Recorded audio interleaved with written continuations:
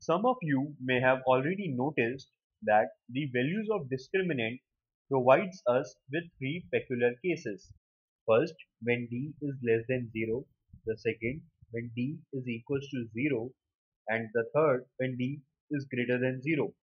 So let's talk about the first case first, when d is less than 0. We note that the roots of a quadratic equation are given as x is equals to minus b plus minus under root d divided by 2a. So if our d is less than 0, our under root d gives us a non-real number,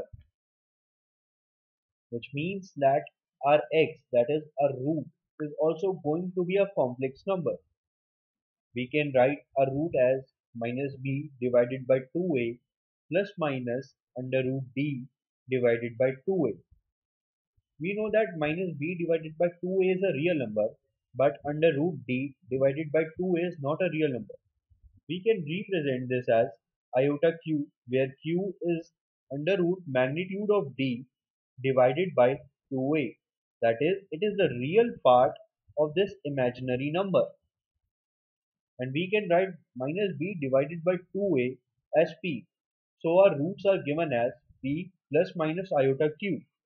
One important fact one may notice here is that if the first root is p plus iota q, then the other root is going to be p minus iota q. So our roots are always going to exist in pairs. Remember that we cannot sum up a real number with a complex number. So our roots are always going to be p plus minus iota q, where the values of p and q are already fixed and are dependent upon the values of a, b and c.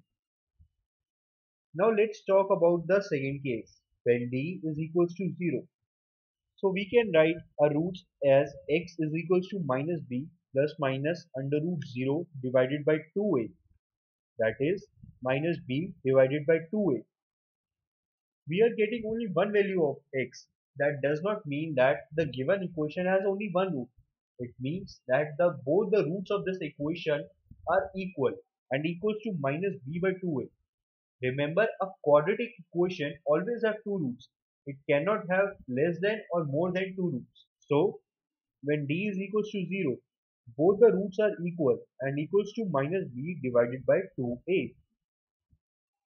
Let's talk about the third case, when d is greater than 0. We have been solving this case since the starting. We can write x as minus b plus minus under root d divided by 2a. On further solving, this is going to give us two distinct and real values of x. Hence, the third case, when d is greater than 0, we are getting two distinct and real roots. Hence, the value of d decides the nature of the roots. Let's see some example where we will use this.